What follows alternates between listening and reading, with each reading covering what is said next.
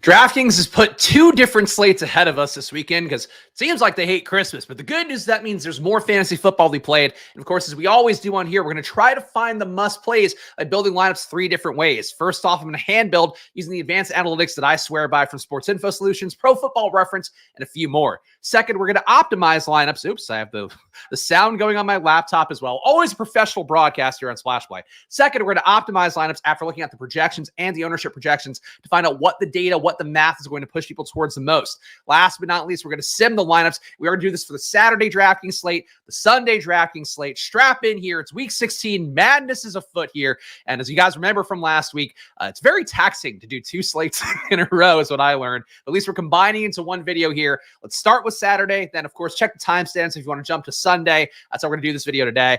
The main things to know for this main slate, no Jamar Chase for this one is going to really affect things. Keenan Allen also downgraded to out because the Chargers aren't playing for anything, and clearly he doesn't want to play for an interim coach either, so nothing to love there. Jamar Chase being out, obviously going to open up a lot of targets for T. Higgins. Definitely going to open up a little more projection. That said, I do have to point out right away, the projection for T. Higgins, not as great as you might think. Stochastic has T. Higgins for 14.35 points, ETR 13.5.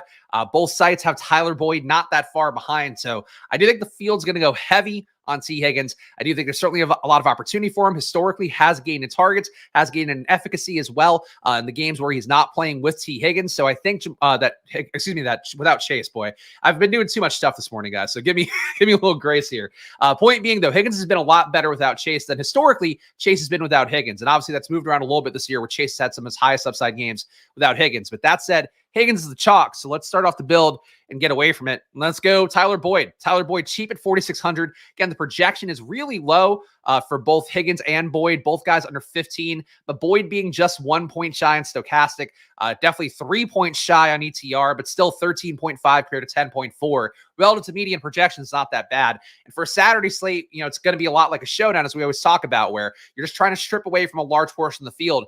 I think the field's going to flock to see Higgins. I don't think Higgins is anything close to a lock play. Certainly a very solid play. But at his price tag, I think we can get a little bit different. So let's go a little bit weird right away and go with Tyler Boyd. Another thing I think we're going to see, and I did, full disclosure, did sneak a quick peek at the optimizer to see what was going on there, just because I had to set up all the stuff in advance. A lot of work went in to prepare this in advance, more than it might seem. But there's going to be a lot of Bills coming up on this slate. So I think one thing you can also try to do on the slate, try to consolidate production for the Bills, try to not overstack the Bills is one thing I think that we could do to get different right away as well. So we're fading T. Higgins, or at least in this one build, the single entry we're putting into the huddle, of course, 10K to first place. But we also could get different, try to consolidate production for the Bills. And who's a guy who has been yearning to consolidate production for weeks now? I'd say it's Stephon Diggs. 5 targets last week, 11 targets the week before, 11 the week before that. Not getting a lot of success with those targets. Against the Chargers, though, there's nothing to fear in terms of a matchup. Chargers on the year, giving up a lot of production in pretty much every situation. 0.01 EPA per dropback, 0.01 EPA per pass, of course. The expected points added metric that I always cite here, a reflection of how good a player is relative to average, how bad a defense is relative to average, or how good. That's what the EPA metric will tell you. Point being, though, they're going to give up a lot of completions in the spot and under 20 air yards as well. 71% completion rate, 0.17 EPA. Very easy targets to come. So does that mean that it's all going to go Diggs' way? Not necessarily, but Diggs is a guy that I think has been a squeaky wheel basically all year long. Certainly the production in the recent weeks going to look even squeakier for sure. So Stephon Diggs will be the player that I build around here to try to consolidate production for the Bills. Another guy who's been consolidating production as well in a major way since Joe Brady took over. And there were some splits I saw on social media floating around. But since Joe Brady took over, James Cook is basically a pure bell cow back after being a guy who's certainly been the 1A to Latavius Murray's 1B / Damian Harris's 1B / 1C back when he was still healthy. James Cook, though, now getting the full run of things. So James Cook, definitely a player that looks pretty good in this spot. Justin is going to be finding himself with a lot of chalk, but we'll get to that in a moment. This is why I'm trying to push towards 2 Bills, because I think every lineup here, based on what I saw in Fantasy Cruncher quickly, going to have at least 3 Bills in it. So if you are doing that, you're going to be with a lot more chalk. So that's why we're going to consolidate production here, push towards James Cook, who's been very good. Chargers, again, not good versus the run either. Definitely worse versus the pass. Still negative 0.03 EPA versus the run, which is a good mark despite being a negative number.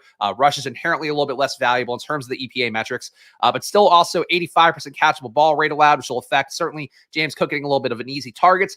21% RB target rate as well allowed by the Chargers. So James Cook can add a little more value in the pass game here, even if he doesn't have 175 rushing yards. But I think with James Cook, we have Diggs, Boyd, so we are getting the Bills here without overloading them, and that's going to be what works. Justin, I think you're thinking about this the wrong way. I think so. You're for this one, you're stacking. If you're going to overload, if you're going to onslaught the Bills, it didn't work for Dallas on Thanksgiving. Dallas is the one everybody was onslaughting. It worked for Detroit on Thanksgiving because they were not the one that everybody was onslaughting. For this 2-game slate, everybody's going to onslaught the Bills. So right away, that's what you don't want to do, is lead into the part that everybody's going to try to do and really get heavy on. Okay, Justin, I've said it a couple times, but let's keep going through here, and then we'll look at the optimizer, Justin, and you can confirm in a moment. But trust me, it's going to be a lot of Bills this weekend. Other plays we can get to here, of course, only a 2-game slate, so we're going to have to find some nice options. I do think George Pickens is an interesting play. The projection for him on both sites looking a little bit better. Stochastic, more of a fan of Pickens once again. 11.2 projection for Pickens from Stochastic compared to a 9.9 for Deontay Johnson. ETR, though, has a 10.3 for Deontay Johnson, 9.5 for Pickens. Why go to Pickens? I think the one thing that stands out, Bengals on the year giving up a 7.5% deep ball rate, throws a 20-plus air yards. So I would say for this spot where Pickens should benefit a little bit more being the downfield target guy on the year, Deontay does get downfield targets as well. Deontay running hot in the touchdown department, which we can look at right here as well. I think he's had a touchdown his last 3 games, which is crazy for Deontay Johnson, given where he's been in the past. But I do like that Deontay Johnson, I think he's like a fine play. I'm more of a Pickens guy. We know that all year. Maybe one more shot for Pickens to pay off. Certainly a little bit of squeaky wheels been going on for him about a month now. Last game, he also pulled the Deontay Johnson, didn't block on a play, didn't hustle for a play where Jaylen Warren was running it right next to him. So Pickens can certainly go the wrong way here, but at 4,700, we know the upside. We know he can put up a 20-point day. Obviously easier for him when Deontay Johnson isn't in the mix, but I think that's why we're going to go for Pickens in this spot. We do have the change in QBs as well for Pittsburgh. Mason Rudolph going to start here. I think a vaguely interesting play. Did look a little bit better in the preseason this year than he has historically. Mitch Trubisky, though, has been bad this year. Pickett's been bad this year. So if you don't go to Mason Rudolph, I certainly wouldn't be mad about it. But we are trying to get unique on the slate. Obviously, you have to make up a lot of points if you're not going with Josh Allen. But another way to get different from Josh Allen is just to not play Josh Allen and go all the way down in price here. And we are talking basically a $4,300 price difference between Josh Allen and Mason Rudolph. So you want to go for the gusto here? Let's do it. Let's go with Mason Rudolph at QB, and let's see if we can make that money count for anything else. Any pivots as Ty Johnson or Latavius? I don't think so. I mean, obviously, it's a 2-game slate, so you can do whatever you want, much like a showdown would be. But James Cook last week played 38 snaps, so let's check that. 38. Latavius played 14. Ty Johnson played 20. So that's really narrow. I wouldn't go that way personally. Again, a lot of entries, if you're playing a lot of the chalk, if you're playing a lot of Bills or something, and you play then one of the other running backs and not James Cook, you can do that. Latavius would probably be the one I would play a little bit more, but it's James Cook's backfield. Again, the workload is up so much. It has been a substantial increase since Joe Brady came on in terms of the overall volume. So, and also the snap share as well. So even though the snap share is not perfect, it's not 100% by any count. I think Cook is a better play, but Cook's going to be the chalkiest player on the slate. So just a spoiler there as well.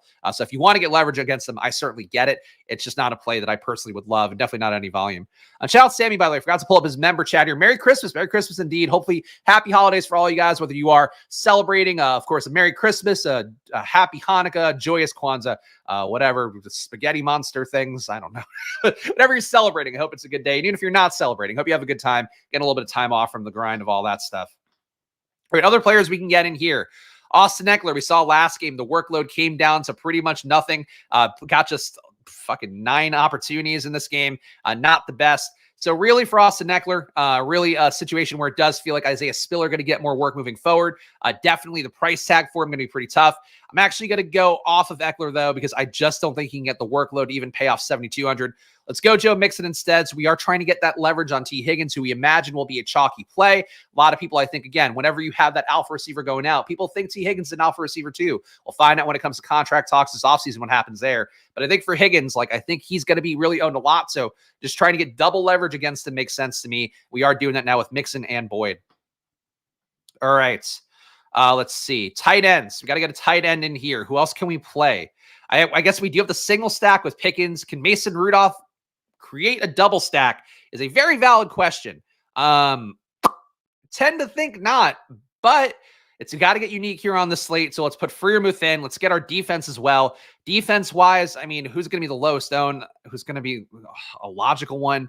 I guess if we're trying to get leverage on what I think a lot of people are going to do, again, Justin's logic, for as much as I'm going to poke holes in it, like everybody's going to think that way. Oh, the Bills look great. Let me go crazy on the Bills. And I think right away you want to get different from that. We consolidated production with James Cook and Stephon Diggs to try to get away from that, the large grouping of Bills you're going to get. But let's try to go Bills defense as well to say that, okay, the Chargers don't really get anything going. We could still put in one Chargers player. That'd be completely fine. But for Bills D, at least you are saying that we now have one team that we're completely fading. We're consolidating some stuff to get leverage on both T. Higgins as well as just a lot of Bills ownership. And I think that's going to be a build that makes sense for me. Mason Rudolph, I'm going to throw up. Yep. But you know what? It's tournament play. It's tournament play, guys. You got to suck it up for some of this stuff. Jaylen Warren. I don't love playing both running backs for the same game, but we don't have a ton of optionality here. Could triple stack. If you thought you'd throw up with a double stack of Mason Rudolph, how about a Mason Rudolph triple stack with Deontay Johnson? To be another way to do this as well. I'm not going to do that though. I think I am going to go to Jaylen Warren, and let's also just swap this to make sure that we have the right timing here. But Jaylen Warren, guy that I am taking an under on the prop betting. Of course, you can check the pinned chat on here to see the probably best bets video for week 16. Check that out if you can. Even if you're not in a legal betting state, just give it a like. Go give it a watch if you can. Watch it to completion, please. We need to get the YouTube algorithm going on the probably channel if we can. Well, let's go and close it out here. Final team for the Saturday hand build. What are we doing? Oh, not Mixon. I have to put in Cook. All right, James Cook, final play in. Final team, Mason Rudolph at QB, Jaylen Warren, Joe Mixon, Tyler Boyd, Stephon Diggs, George Pickens, Pat Freiermuth, James Cook, Bills D. So we are getting less than the expected amount of Bills. We're getting leverage on T. Higgins, hopefully. And we're also going with an under-owned Mason Rudolph triple stack or double stack, which is definitely going to get us unique. So we got unique with this build. We got something nice here. Let's do it. Thank you, Tyler. Thank you, Tyler. We need to get a splash play, ship tasting get together. I mean, look, I'm certainly open to whatever, but you know, my booking fees are pretty exorbitant. Slash my laziness, those two things combined. But I'm going to get out for something next year. I'm pretty confident in that.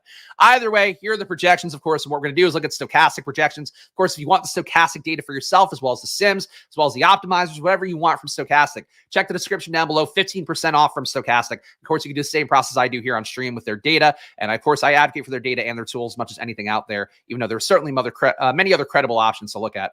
Top projected players, though, on this Saturday slate. So Josh Allen, 5 points and change above everybody else. So Josh Allen going to be mega chalk, you would think, which also tells you that, again, the salary is going to have a lot of $8,100 QBs. Because it's such a small slate, the pricing is also not that aggressive. You definitely can play Josh Allen and not feel that uncomfortable with it. But I think that if you're trying to play an outcome where Josh Allen doesn't get there, you're probably going to win more money. So it's always a push-pull. Obviously, these large field tournaments where, and for showdowns, we always talk about it here, where it's not about playing the best players in a showdown kind of format. It's about playing the most unique lineups. Yesterday, Demarcus Robinson was objectively not one of the best plays because all the assumption was that Tutu Atwell coming back in, coming off concussion protocol, he was going to at least chop away some amount of routes away from Demarcus Robinson. Instead, what happens? Tutu barely gets on the field. Demarcus Robinson has another great day amidst a run of great games. So you're playing against the thing that people expect. And I think everybody here is going to expect Josh Allen to go off. So obviously he's the best play on the slate, but you make more money going against the thing that everybody assumes is going to happen. And that's how that goes a lot. Jake Browning, number 2. Again, decent gap in projection here. And I'm sure an even bigger one to Mason Rudolph at 13. We're sacrificing 9 points of projection at QB, which honestly does make it pretty tough, but whatever. Stephon Diggs, number 3, a 16.4 projection for him. James Cook, number 4, 16 flat fantasy point projection for him. T. Higgins, number 5, 14.4. So again, that Higgins chalk will be easy to get to.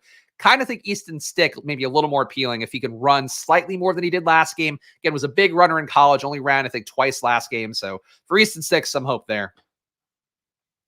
Let's see, value. Jake Browning, top value play in the slate. Tyler Boyd, number 2. So Tyler Boyd actually might be more of an optimizer play than T. Higgins. We'll find out in a moment. Josh Allen, number 3. So Josh Allen, top projected play, also a top 3 value. Probably impossible for Josh Allen to not get in. Mason Rudolph, number 4. Steelers D, number 5. So that's what we should be getting in an optimizer the most. Do you think that Chase Brown keeps getting more work? I think he got hurt last game. I don't know what his practice reports are. I haven't seen anything about it. I presume he'll be a go again, but he got banged up last game. That was why Travion Williams started to get a little bit more work. So comes with some risk, but I do think like they clearly like what they've gotten out of him and want to see more. So positive there, but I would check the injury reports, and I just haven't keeping up on Chase Brown news that closely. He's practicing. Okay, good. So practicing is a good sign, but yeah, did get hurt last week. So keep that in mind.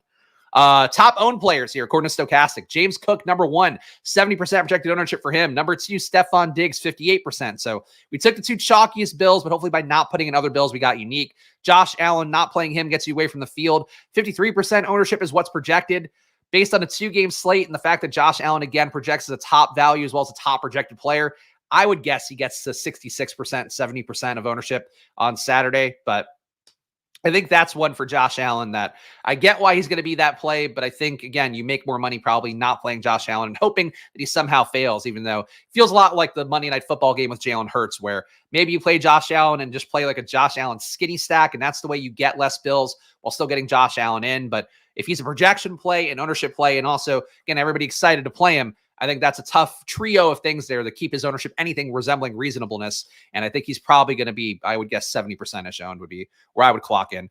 T. Higgins, number 4 in terms of the ownership. Again, 50% for him as well. So at least we got away with that single entry. We got away from a lot of the ownership because we got away from Higgins, got away from Allen. So I do think that was a credible build, even though Mason Rudolph certainly never going to make you feel good.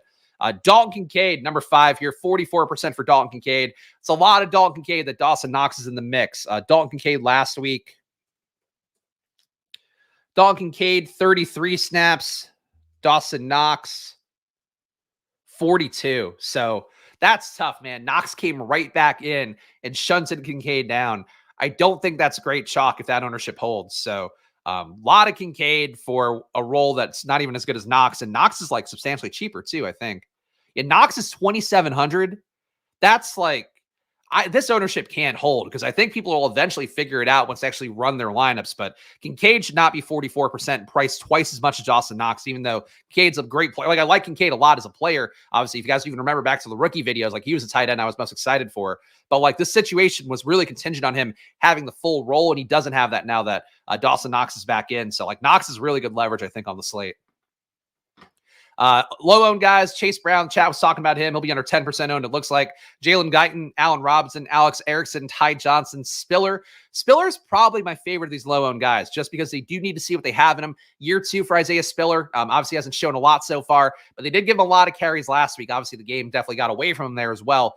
For Isaiah Spiller, like, I think he's live to get a shot of opportunity here. And I think especially if you're overloading bills, if you are one of the people that's going to play into the chalk, really overstack the bills, I think Isaiah Spiller is kind of an interesting bring back to have, just because of the fact that, like, if the Bills go off in a major way, Spiller's going to get like all the touches in the second half, basically, because again, they need to know whether to fish or cut bait with him heading into the offseason, because they might not even have Eckler back next year. Don't swear Liam could be listening. Does Liam not curse? Is that a thing? I don't watch Liam content. No disrespect to Liam. I just, look, there's only so much time in a day. In your Allen stacks, just leave 1K as salary. Yeah, I mean, you could certainly do that as well, but again, it's just people are going to try stuff like that. Like, so again, let's look at the optimizer here again. The optimizer is not going to tell us exactly what the field is going to play. It's going to tell us what the math pushes people towards. So 100% Bills D, 100% James Cook, 92% Josh Allen. Let's start that as the bar. 22 out of 25 lineups have at least 4 Bills. So that's what I was saying to Justin before. You think you're getting cute, you think you're getting unique by playing more Bills. You're not. Like, this is how it goes every time. Thanksgiving with Dallas. Same thing. People wanted to cram in Dallas. What happens? Dallas gets 2 guys in winning lineup. Last year, Thanksgiving, people want to cram in Bills. What happens? I think it was 2 Bills that make the winning line. I actually been 1. I forget. But I definitely, Isaiah McKenzie was one of them. This happens every single time there's a short slate. And I have this conversation every single time with you guys when we have a short slate where people's inclination is now to overstack, not understack. In reality, what you want to do is consolidate production, whether that be with Diggs, whether that be with Gabe Davis. What if a Gabe Davis day goes off here? Like, you want to consolidate production because everybody's going to be forced to playing a lot of Bills because there just aren't a lot of great plays in the slate. So I would honestly make a rule to say, like, play less. I would say play 3 or less Bills, including the defense, because at least there you're on a pack of 3 people. But if you play 2 or less Bills, like, it's just not going to come up that often. So obviously 2 or less Bills feels uncomfortable on a 2-game slate. But if you game stack the other game and it does hit, like, you have a lot more upside. So that's the main thing here. That's like, oh, talking bad about Kincaid. To be clear, I was on Kincaid way before him. So like I'm allowed to talk bad about him whenever I please. But yes, I think that it's really it's one of those things that people's inclination, like I've noticed a lot again doing this content for the last few years. Like you guys always want to cram stuff in. Maybe not you guys, but in general, the internet wants to cram more in. And like for a main slate, that makes sense. For a short slate, everybody thinks that way. So just like you have to keep that in mind here that like it's not unique at all. Like it's just not gonna be unique. And I think the Sims will prove that in a moment, but we'll see. It's not a short slate, Spags. It's a height challenge, but still valuable slate. Yeah, shout out to the short kings, even though I'm 6'1", so we know that. Like we know that I don't really have to acknowledge you guys because I can just go. I just do this, do the too small gesture, hold it down like basketball players do. All right, other things to observe here in these lineups. Again, 100% Bills D, so at least that's one thing you can do. If you're playing 3 or more Bills, try to leave out the Bills D. That's definitely one thing that would at least get you away from that crush of ownership. But it's, again, still like no matter what the configuration is, unless it's Gabe Davis, you are going to end up with a lot of Bills, and people are going to end up with a lot of Bills. Tight end, again, that's a lot of Kincaid. I just don't think that's correct. We already talked about that. Oh, there's a lot of great short to average guys out there. I just think it happens to be that the shows that like, that at least that I do, like I happen to be with like Eric Lindquist is like a gigantic guy, like a bear of a man, which threw me for a loop. But Greg over there, Greg Ehrenberg at Stochastic is small. Crane is smaller than not, right? Like I think not huge, but shit my money, definitely a little leprechaun. So there are cute short guys out there too. Something for everybody in the DFS space, even though I just named 3 people. Tyler Boyd coming in 96%. So like a lot of Boyd, a lot of Cook, a lot of Bills. If you're going to really, I guess, try to play low-owned Bills and then also get away from the crush of people overstacking Bills, you would fade Bills D, fade James Cook, and then maybe you do a Josh Allen double with Diggs and Gabe Davis, maybe a Josh Allen double if you really want to get unique with Gabe Davis and Dawson Knox. I think that's the way you can play, a smattering of a Bill stack, but still get unique. But this is like, again, just like a lot of ownership for Bills parts, and that's going to make it just that everybody's going to then try to get unique forms of that. And especially too, if you're like a person putting in 2 entries in like the Millie Maker, if you're going against 150 maxers, like they're going to get every configuration of Bills overstacked. So like that's another part of it too. Like you're running into so many things if you play a lot of Bills, and that's going to be a key takeaway for the slate is like just you got to play less Bills. I would say 3 max if you can. But ideally 2. Sims, though, let's see what they say. See if they're jamming in Bills as well. And it seems like they are not. We're getting for the top ROI lineup, Josh Allen, James Cook, Jalen Warren, Trenton Irwin, T. Higgins, George Pickens, Gerald Everett, Stephon Diggs, and Steelers. So we do have a Bills double here with the 2 chalkiest parts, along with Josh Allen. But we are getting unique because we're not playing any more Bills besides that. We're not playing Kincaid. We're not playing Knox. And we're also getting a double of the Bengals as well. And while playing that double of Bengals against the Steelers D. So that's the kind of thing you have to do to get unique on the slate. That's the reason it's a top ROI lineup. You don't see a Bills +5 there because that just doesn't get there that often. So that's why I do push back so hard when I hear the stuff about like overstacking on a short slate. Just never going to be good for a team that's chalk. Number 2, Josh Allen, James Cook, Jalen Warren, T. Higgins, Deontay Johnson, George Pickens, Dalton Kincaid, Khalil Shakir, Bills. So again, you're stacking more Bills, but you have to go to less chalky ones. So you go to Khalil Shakir instead of Stephon Diggs. You go to Kincaid, who's going to be chalky. You go to Cook, who's chalky. But Shakir drives down the ownership product while still getting Bills in. So again, like I think there's ways to do this if you really want to overstack it. But if you're overstacking it with Diggs, Cook, you're just going to be fucked, I think. Other things to look at here across the top 150. And of course, we'll look at some Mason Rudolph lineups too, because, Rudolph, I didn't even think of that. Of course, you play Mason Rudolph this weekend. It's Christmas. Rudolph, Christmas. Think about it, guys. When Mason Rudolph wins the slate on Saturday, I want each and every one of you to come back here and give me some fucking lines of Rudolph the Red-Nosed Reindeer in the comments and tell me that I was right about Mason Rudolph. Even though I do not want to make Mason Rudolph my brand, to be clear. I've heard it's bad enough I have Drew Lock as my brand. I can't have Mason Rudolph as my brand too. James Cook, 87% here. So he's coming up everywhere. Seems like the least fadeable part of all these lineups. Josh Allen, 69%. So he's the second least fadeable part out of all the Bills stuff. Diggs is 64%. So it does feel like Diggs, obviously wide receiver is the most volatile spot. We see wide receiver chalk bust a lot more than we do running back chalk, though that might be a little more anecdotal, honestly. But definitely because of the volume that's guaranteed for a running back, it's not always guaranteed for a receiver. So for Stephon Diggs, I get why he'd be coming up a little bit less than these guys compared to Cook and Josh Allen. T. Higgins coming up 59%.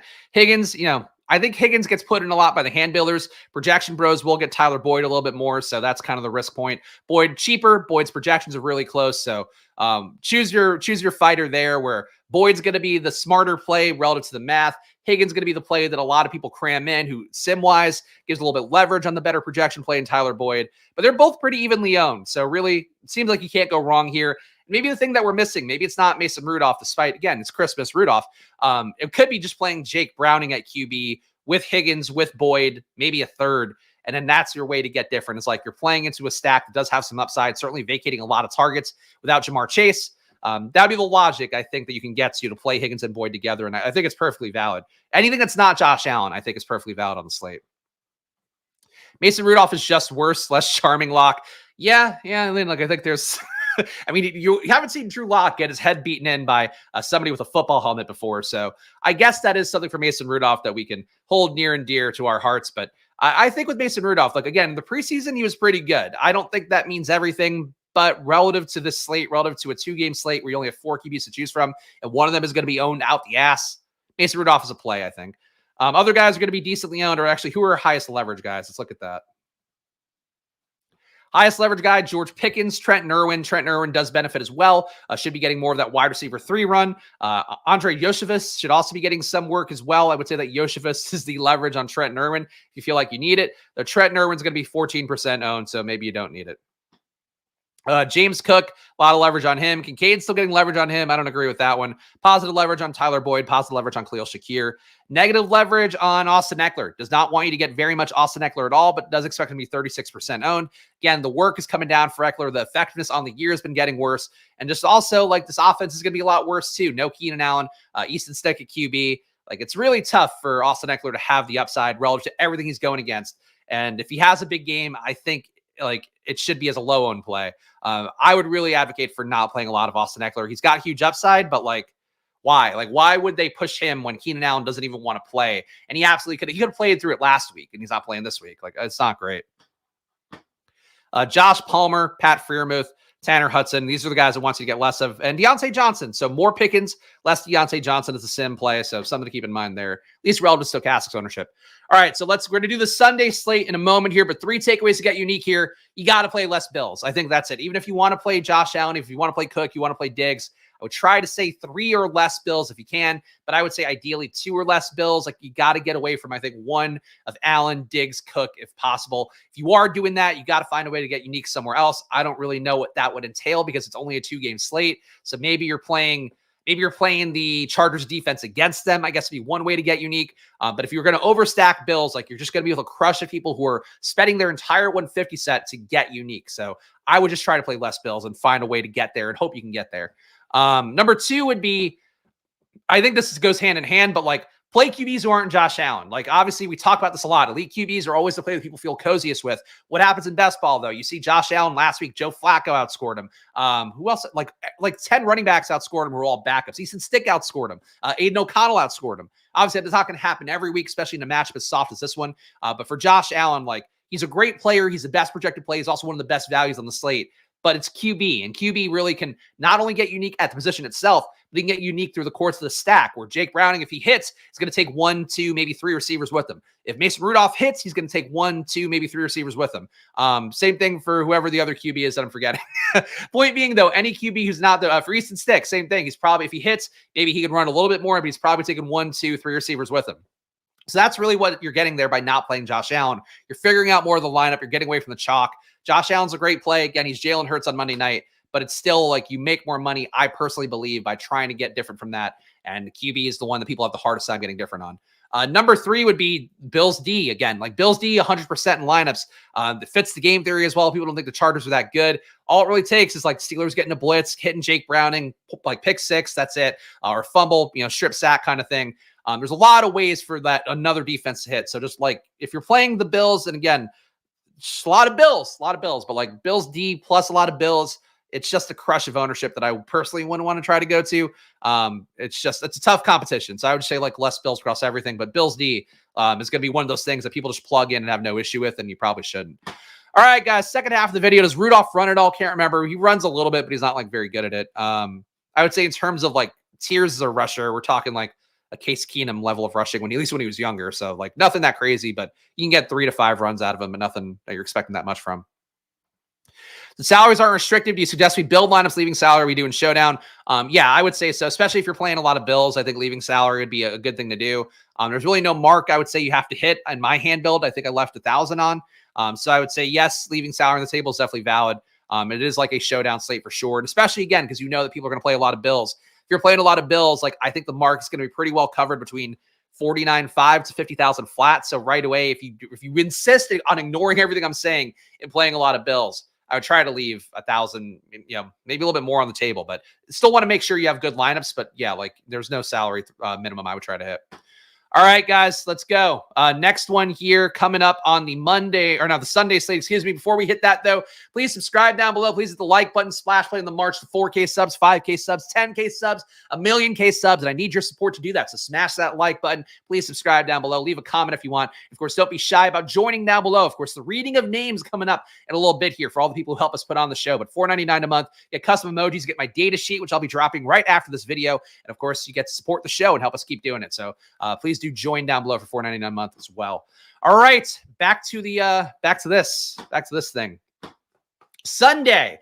What do we like on Sunday? Here's the question. Also, for what it's worth, Monday, I am going to do a video Monday morning. Slate starts 1 p.m. I think I'm going to try to do it 10 a.m., but I need to figure that out. But probably 10 a.m. I'm going to go live to do a Christmas Day special here for that slate as well. So come back for that one. But I couldn't cram in another video, or another slate, rather, today on Friday. All right. What do we want to do on the main slate? Main thing for me, thing that I think is the highest priority by a pretty wide margin, is going to be going to a man that I like a lot in his matchup going against Arizona. It's Justin Fields. I worry about Justin Fields being chalk. I did not look as deeply at the ownership for the main slate so far. But Fields, to me, where are we going to Fields? So number one, we know we can always target Arizona. Feel pretty good about that. But also, Chicago's totals actually come down a little bit. 23.5 implied points. They were at 24.5 earlier in the week. But the matchup against Arizona, to me, is like too good across everything that Fields can do, especially as a passer. The biggest days that Justin Fields has had this year has been when he's really thrown it downfield at a high rate. You see here 33 attempts, 24.7 fantasy points. When he got to the 30s, though, 15 to 29, threw for 4 touchdowns in that game. You really want to get him to where he's throwing for 3-4 touchdowns and maybe runs in one. I think Fields, and this is what I talked about with Best Ball Mania as well, I think Fields has the slate breaking upside to ruin Best Ball Mania this week. I think he has the slate breaking upside to win at DFS this week. And I think Fields, to me, I think Fields will be owned adequately. I worry about how much he gets owned, but I think he's the best play in the slate, for me at least, at QB and maybe across every position. This is his ceiling spot for him. So I really do think that Fields is going to be a strong play. Baker, I think, feels really chasey here. The matchup certainly not a great one against Jacksonville, but it's fine. I would say for Baker, like you saw the ceiling here. For Fields, though, like Baker's ceiling was 33. Fields had an okay day and puts up 32 and change. I think Fields can get to 40 on the slate. I don't know that he does, but I think it's within his range of outcomes. So for Fields, that's what we're going to go to. I do not even there's not even another QB who's a close second to me. For a main slate, obviously I'll play whoever. I'm sure when it comes to Sunday, like I'm going to have a different mix of guys, but in terms of like hand building, in terms of what I want to do, like going against Arizona is too good of a matchup. 0.1 EPA per dropback, 0.12 EPA per pass. QB runs, they defend a little bit better than they probably should, but still a positive EPA there. They allow a 75% completion rate on throws of under 20 air yards, a 57% completion rate of throws of more than 20 air yards. So it's possible in this game you just see DJ Moore get up and down field. Obviously, Moore is going to be the obvious target. You can maybe get to Darnell Mooney if you want. Cole Kmet, another guy.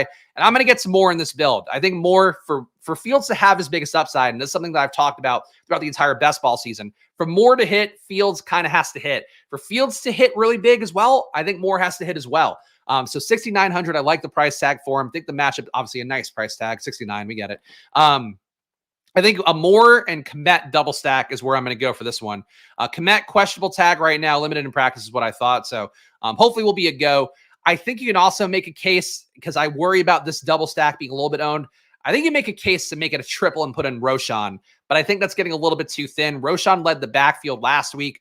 Certainly a player that I think in certain game scripts can get there. I don't know if he can get there in a Fields double stack game script quite as easily, unless the Bears put up like 35, 42 points in this game. But I think if it's like a 3-4 touchdown game, this stack works. If it gets more than that, I think Roschon can get there as well. But I'm happy to not play Roschon in like a DFS main slate right now. I think he's more of like if you have him in best ball and he goes off, great, more power to you. So back in the summer, he should have been targeted for BBM, whoever played Arizona weeks 15 through 17. Yes, but you couldn't know that. Like their defense wasn't quite this bad on paper. The team was this bad. Like I advocated for fading them on offense the entire offseason, which I think has pretty much paid off for everybody besides James Conner, who's on one of my best ball mania teams. Thank God for that.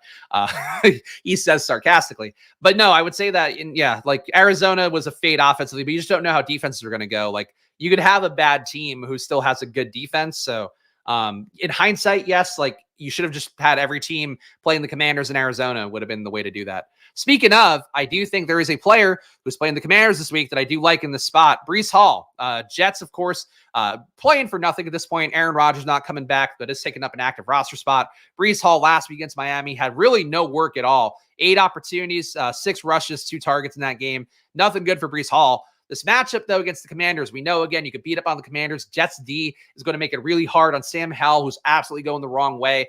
Benched last week for Jacoby Brissett. Brissett came in and actually looked pretty good, so you do have a risk, once again, of Sam Howell getting the hook. I think no matter what, though, if Howell's somehow competitive or if the Jets just completely boat race him, like Breece Hall's in a really good spot. Another guy for best ball I have no exposure to besides on drafters, so for Breece Hall, I think a really strong matchup this week, really good situation for him. And as long as the Jets keep doing what they're doing on defense, which I don't see any reason why they wouldn't, Breece Hall, I think, is going to get a lot of opportunities. So I am big on Breece Hall. Chuba, people like Chuba. I know the volume's been up. Let me look at the matchup. Green Bay's run defense has been getting worse, down to a negative 0.04 EPA per rush on the year. Chuba getting volume, 5,700. I think Chuba is just like an optimizer play. I don't know that Chuba is like a ceiling play personally. Aaron Jones would be leverage on Chuba theoretically. And again, Chuba, I think, actually is going to pick up a good amount of ownership. That's it. Fields is going to continue to break hearts. He's broken in Chicago. I don't agree with that take. I mean, they're going to trade him probably because that's the logical thing to do for team building. But he's been fine this year. He just was hurt for a lot of the year. I don't think he's broken at all. Makes some bad plays. Like he makes some but the coaching hasn't been great. I don't know, but it's Arizona. Honestly, any QB against Arizona is in play. Any QB against Washington's in play. Obviously, we're not going to play Zach Wilson this week, but I think it's thinking about that the wrong way personally. But again, you guys can do whatever you want to do with your portfolios. Rashad White probably going to be a pretty chalky play this week. I like Jonathan Taylor, though. No Zach Moss this week, it seems like. Taylor back at full practice. Taylor, to me, going against Atlanta. Atlanta, not a great run defense matchup, but we also know in offense, what are they going to do? They're not going to put up a lot of points against Indianapolis. They are barely a favorite here, 2.5-point favorite at home, but still, I think in this spot, is Pippen not going to play?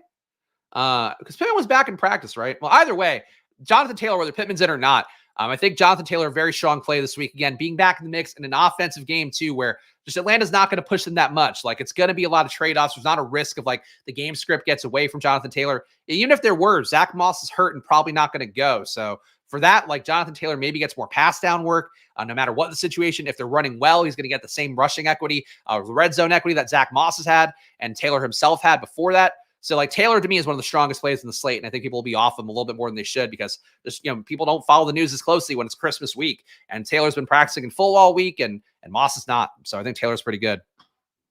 Chubby Chalk. Yes, Chuba Chalk definitely looks pretty good. Fields is a top 10 QB in the NFL.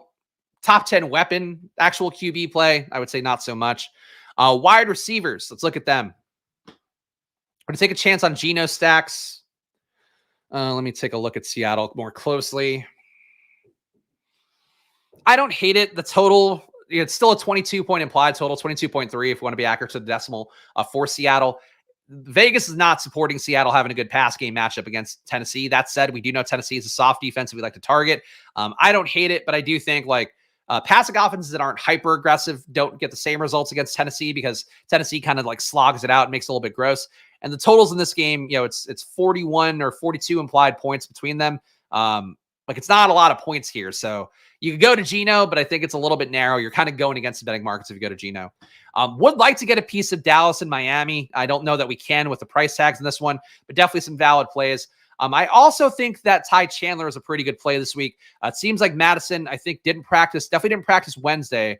Didn't practice Thursday either. So Madison trending towards being out. Chandler, we saw getting really good work. I'm okay fading him because it is a Detroit defense, but I do have to highlight the Chandler. We'll look at the ownership in a moment, but I think Chandler's going to be a chalky play. And I have no real issue with him besides the fact that I think the Detroit matchup's pretty tough. And I don't think Chandler gets a game scripted out if Detroit puts up a lot of points, but still could be a tough matchup for him to get where he needs to go.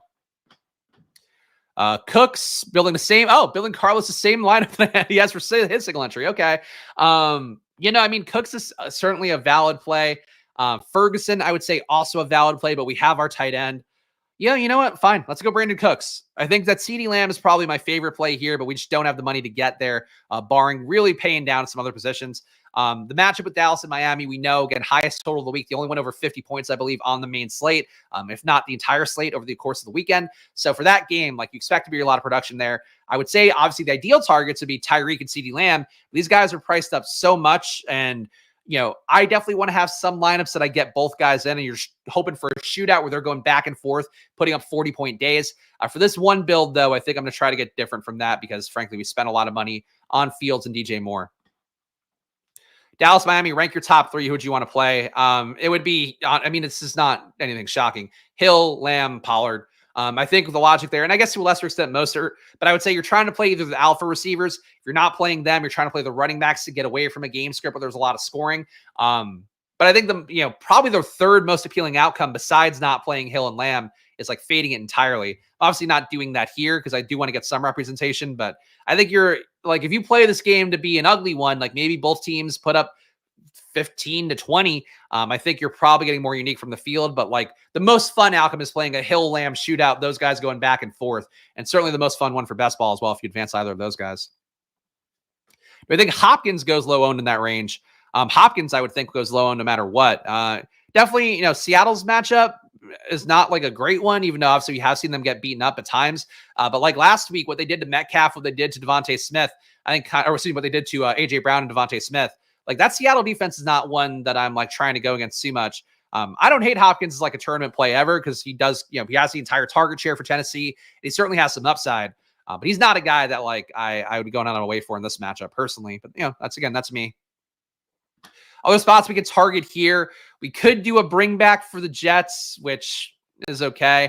Arizona bring backs, there's really nothing there. I guess we could do Trey McBride as a bring back. Trey McBride got there last week. 100 yards versus San Francisco is nothing to sneeze at. That was a crazy game. And I don't think Marquise Brown is going to be back in this week. He's not practiced as of last I saw. Q tag on him. Non-participant again with the heel. Just Brown not being out there. The targets have to go somewhere. The only other guy that could really go to would be, honestly, Rondale Moore at 3,500. Kind of interesting. I want to go McBride. I think McBride's a better play. Well, let's go to Rondale. Rondale, one of the top rushers on the year as well. I think Sam Sherman tweeted that this morning. He's a top 5 rusher on the year in terms of non-running back positions, non-QB positions, rushing the ball. And then because McBride is a very obvious play, I think getting away from that is logical as well. And this, honestly, this lineup I don't think is unique enough that we want to play McBride. So let's get away from McBride and play more, even though I think McBride, what McBride is doing this year is nuts. He should be one of the tight ends to watch next year for sure, as long as there isn't somebody else coming in to take some of the spot. Garrett Wilson. I do think Garrett Wilson is a nice play as well, actually. I have a couple Battle Royale drafts where I have Wilson and Breece Hall. Actually, don't mind that one. Let's go with that. We'll follow D. Owens' lead. Again, Commanders a nice defense to attack. Is there a late game amongst these? No, I think these are all early. All right, so I'm going to keep Wilson in the flex. Defense, what are we going to get here? Packers D against Chuba Hubbard. Kind of fun. I don't think Carolina's good. Green Bay's certainly not good either. I'm going to go Packers D. Let's sped all the way up. Try to get some Bryce Young picks while everybody's playing Chuba Hubbard. Final team here. Justin Fields, Breece Hall, Jonathan Taylor, DJ Moore, Brandon Cooks, Rondale Moore, double more Moores, Cole Kmet, Garrett Wilson, Packers D. That's going to be my lineup in the huddle for the main slate. And let's go and look at projections now. And guys, again, smash that like button if you can. I'm running out of wind here. I gotta drink some water. All right. Cowboys D versus Miami could be super contrarian. That's true. Definitely could be. I didn't play in that build, but I think it's perfectly credible. If you are going to try to fade that game and get away from it. 2 Jets in the lineup is so gross. Yes, but it's the Commanders. So again, you could play Zach Wilson this week. If you forget, and I think people do forget, Tommy DeVito made winning lineups playing the Commanders not that long ago, and it created enough production for, that was definitely Saquon in that game, and I think Hyatt too. But it created at least enough production for one guy Zach Wilson's been playing better than Tommy DeVito this year, even though Tommy DeVito a little more fun, even though I don't know if you guys saw the report that Tommy DeVito like told the Giants social media team to like quit it with the Italian shit because they wanted him to do a video about like top 5 Sopranos episodes or something. I don't know what it was, but like Tommy DeVito, not the Italian American hero that I need personally. But either way, though, I would say like for the spot, like I would agree that like for the most part, yes, playing multiple Jets is gross, but every team is hit versus the Commanders enough that it's all on the table, I think, playing the Commanders. If Wilson is out, do you still like Wilson? If Zach Wilson is out, if Wilson is out, no, I would not like Wilson. I still don't like Wilson that much. I think you can play Brees without Wilson and feel pretty okay about it.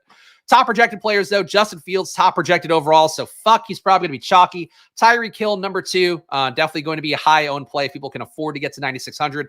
Salary is a factor on the main slate more than it is on the Saturday slate. Patrick Mahomes, is he officially starting? I didn't realize that. Okay, well, fuck. Guess I haven't been keeping up with Jets news well enough. So I didn't play Zach Wilson anyway, so that's fine. Simeon, though, Simeon's a pro QB. I still would play Garrett Wilson. And, that's what you're saying. If Wilson is out, do you still like Wilson? Garrett, Zach, got it. Now I got what Charles was asking. But yeah, I would say like in that game, I think it hurts Garrett Wilson a little bit, but Garrett Wilson has never complained more in his career than he has the last week. So like if you're going to do one thing as Trevor Siemian, it's going to be hand the ball to Brees Hall. If you're going to do two things as Trevor Siemian, it's going to be thrown to Garrett Wilson, hand the ball to Brees Hall. I still think Brees is like a much safer play than Garrett Wilson, but in terms of upside, like, yeah, I would still play. Again, I would play Tommy DeVito against the Commanders. I would play anybody against the Commanders. Yeah, didn't see that one. Appreciate you guys catching me up. Patrick Mahomes, again, a lot of stuff going on here, guys. I've been doing content since 9 a.m. in the morning, so I miss some stuff sometimes. Mahomes, number 3, CeeDee Lamb, number 4, Dak Prescott, number 5. They're your top projected players overall. Top value plays for the main slate. Nick Mullins versus Detroit, top value.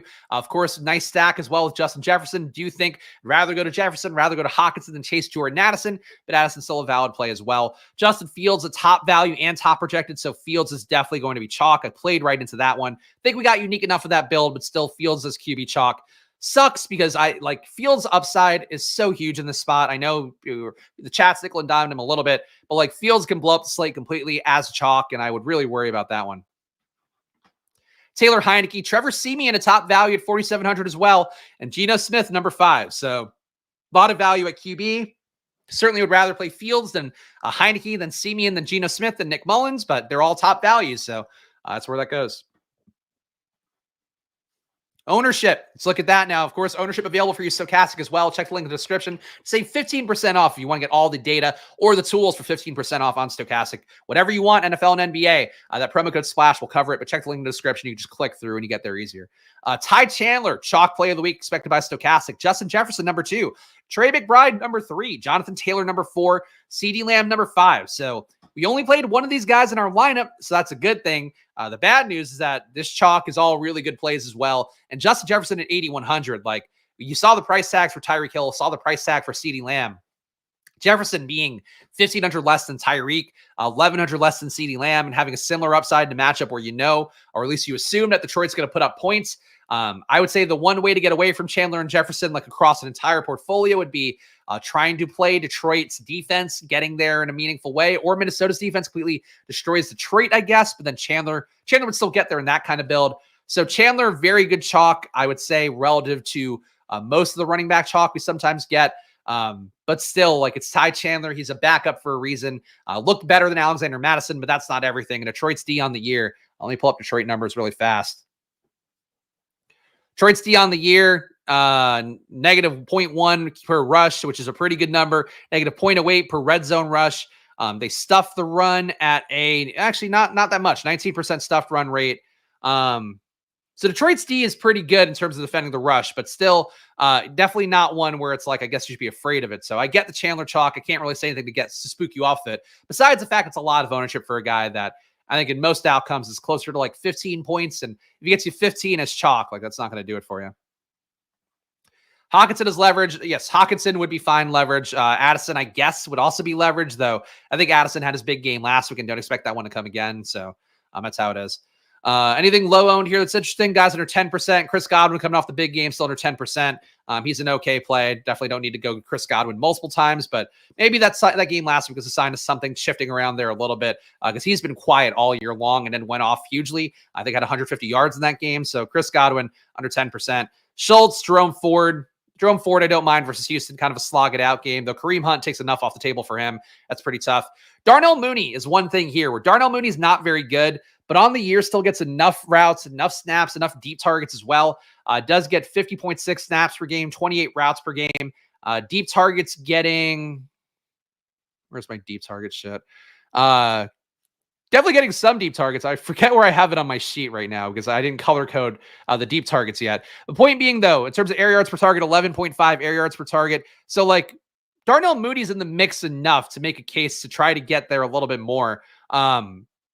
3,300 leverage against the chalk, compare with the chalk QB. That's one way to decrease your ownership on Justin Fields would be to play Darnell Mooney. I'm actually also shocked to see, look at that Stochastic's projection for DJ Moore. Stochastic has DJ Moore projected for 10.3. ETR has him projected for 18. So more ownership might come up a little bit more in terms of the ownership data on Stochastic because that's not correct. I don't know what the fuck they did to get that off, but like it shouldn't be an 8-point discrepancy in projection between two major sites. So I would think that's going to move around. Mooney, though, either way, going to be low owned at 3,300 and has the same matchup as Moore, but just, you know, obviously a lot less good.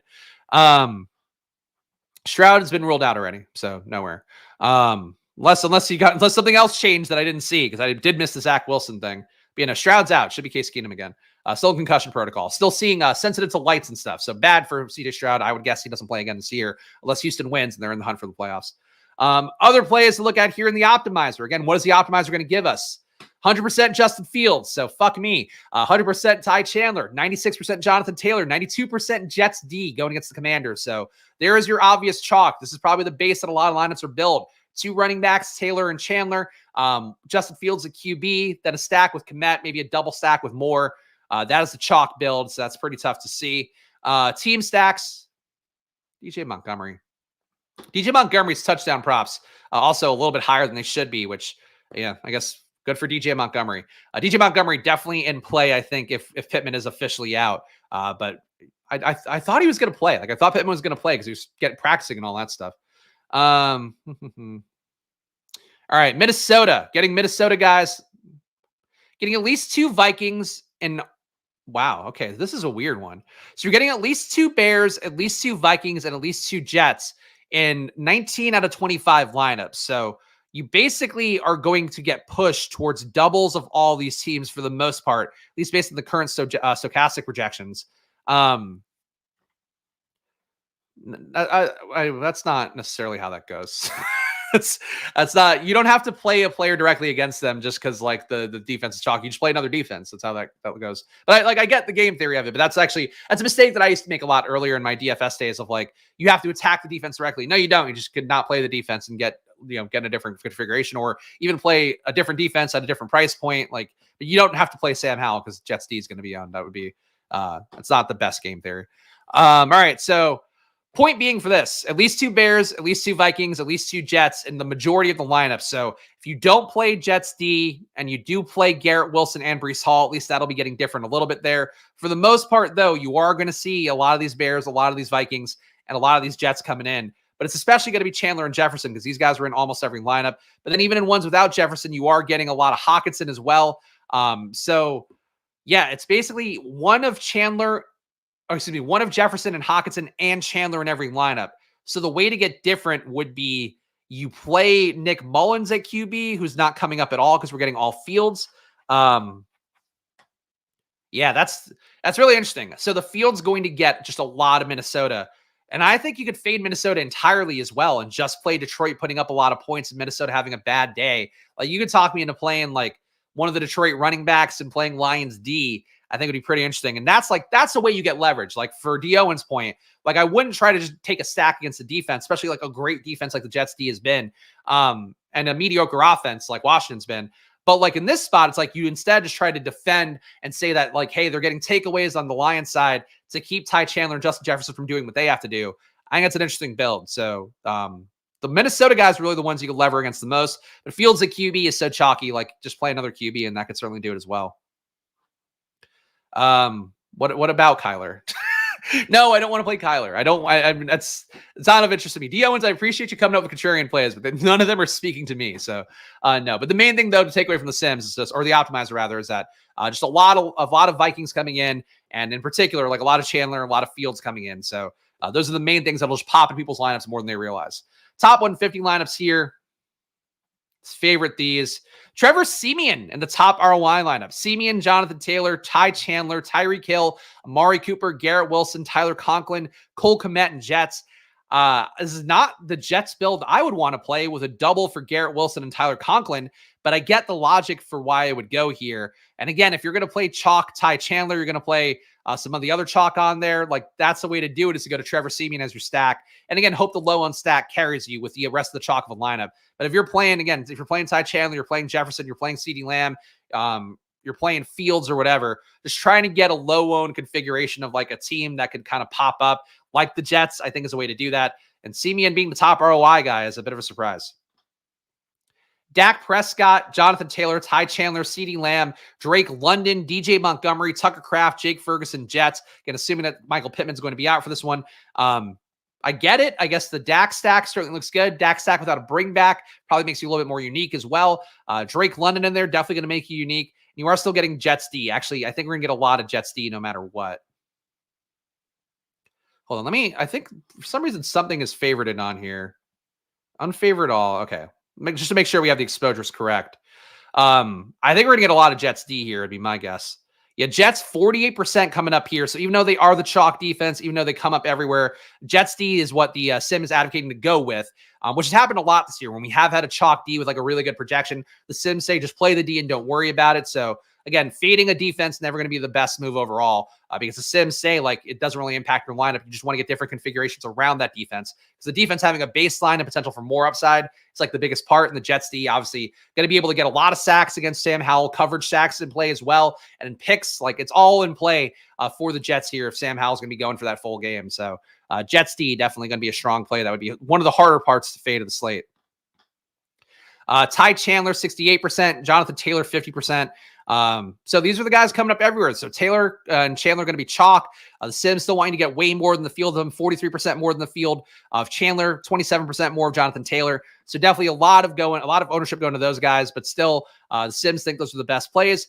Jefferson still getting more in the field of him, a lot more Garrett Wilson in the field. So Garrett Wilson definitely looks like the play the sims want to push you towards.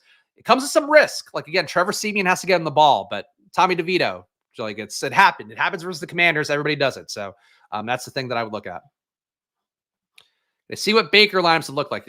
Colin's obsessed with Baker. I think you actually know it wasn't Colin that asked about Baker before. You guys just love Baker after one good week. After the chat, by the way, rebelling against me for having Baker in the top 5, top 10 of the QB rankings that are just data points. And now all you guys want to play Baker because he had one good week. Funny how life goes. Baker, Rashad White, Ty Chandler, Mike Evans, DeAndre Hopkins, Drake London, Cade Otton, Trey McBride. So a triple for Baker Mayfield. It's fine. A double if you want to be a little bit less correlated. Baker Mayfield, Chuba, Ty Chandler, Lockett, Chris Godwin, Garrett Wilson, Cole Kmet, Mike Evans, Jets. I don't know. It's just like, it's not a great matchup versus Jacksonville. Like, I know like Jake Browning, they've had some good games in terms of giving up good games recently. I still don't think you want to attack Baker. Like, I think if anything, this is like a 21-20 kind of game. I could be wrong about that, but Baker drops back a lot. So one thing he's had going for him all year, but I'm not as crazy about the Baker lineups as you guys seem to be. What other low-owned stacks can we get to? Let's look at a Tua stack. Tua, maybe a little bit of a squeaky wheel thing here. Him bitching about people thinking he sucks when Tyreek doesn't play and all that. So maybe we can do that. Stack contains Miami. Tua, only one of them is in the top 150. So that actually means that Tua probably won't be too deeply duped. Tua, Jonathan Taylor, Devin Singletary, Treylon Burks, Garrett Wilson, Darnell Mooney, Dalton Schultz, Tyreek Hill, Jets. Yikes. I don't like that lineup, but it is in the top 150 with a 185% ROI on it. So it is a good lineup, but not one for me. But Tua, man, tough, because even last week, like, Buffalo destroyed Dallas, obviously, but Josh Allen barely did anything in that game. And I only had under 20 pass attempts. So a little bit of a risk for Tua, but definitely an appealing player for sure. Let's look at Chicago real fast. I think a Chicago stack with Darnell Mooney is really the one that's going to appeal the most to me and being a little bit more low owned. And it is the top ROI one. Justin Fields, Ty Chandler, Devin Singletary, Tyreek Hill, Garrett Wilson, Drake London, Jake Ferguson, Darnell Mooney. So a single stack with Justin Fields, Jets D still in the mix. You're getting Tyreek Hill, you're getting Garrett Wilson, the Sims like, you're getting Drake London. I think that's a good Fields team. But again, keep in mind, it's stochastic does have DJ Moore really low projected. So that's going to affect them not getting more in. Let me see if I can get one with more. Stack, no, lineup contains more. Getting Elijah Moore. Okay, that's the wrong Moore coming in. Is it DJ or? Okay, there we go. DJ Moore in this one. Justin Fields, Jonathan Taylor, Ty Chandler, Tyreek, DJ Moore, DJ Montgomery. Double DJs. 2 DJs. Cole Kmet, Darnell Mooney. So you're getting a triple stack of Chicago here. Saying again that Fields get there through the pass game, which is how he's hit his highest ceilings this year. I like this build, actually. I think this is kind of a fun one. And again, Bucks D, because everybody wants to play Baker, apparently. So we're getting the Bucks D to get leverage. Trevor Lawrence still banged up. There's still an outside shot. CJ Beathard starts, I guess, based on the practice reports. That's my Fields team that I would like. Contrarian note with Waddle's percentage, do we think that Tua doubles reduce the cumulative ownership enough? Probably, but you're paying a really steep price tag for that one. We can look at it. Miami, Waddle. So here's one: Tua, Chuba, Ty Chandler, Tyreek, Jalen Waddle, DJ Montgomery, Jake Ferguson, Durham Smythe. Yikes. I don't know that I want to get Smythe in there. Panthers. This one, Tua, Ty Chandler, Deontay Foreman, who I just don't think has the backfield anymore. So I probably wouldn't go to Foreman at all this week. But Deontay Foreman, Tyreek Hill, Jalen Waddle, DeAndre Hopkins, Chig, Noah Fant, Panthers. That's really gross. You got to get gross stuff to get Tyreek and Waddle in. I wouldn't try to play the Tua doubles, but it'll be low owned because like your lineup is going to kind of suck without him. But like, you know, it could still hit. Like it absolutely could still hit. Getting a double stack of like one of the potential highest scoring games of the week makes sense. But like you're getting in a lot of dog shit around that. So I don't love it as a configuration. We don't do ways to get unique for the main slate, so I'm not going to do it now. But this is what we're seeing on the Sims, guys. So I would say my takeaways, if you just want some quick takeaways, I think it's just, again, you know, Fields going to be really highly owned. I still think he's a really good play. I would try to take Fields as good chalk a little bit more than you should. That said, because Fields is going to be so highly owned, again, is another slate where you can take some shit QBs and try to go there. Trevor Siemian, highest ROI guy. That certainly makes sense. But yeah, like the main slate, to me, it's a Justin Fields slate. I don't know how to say anything differently than that. Like, you guys want to play Baker and whatever, like, Justin Fields' floor is probably where Baker's floor is, so we can give them that. But like the ceiling, like it's just not even close. I don't know. But again, the chat, some of you guys in the chat don't like Justin Fields, so I get it.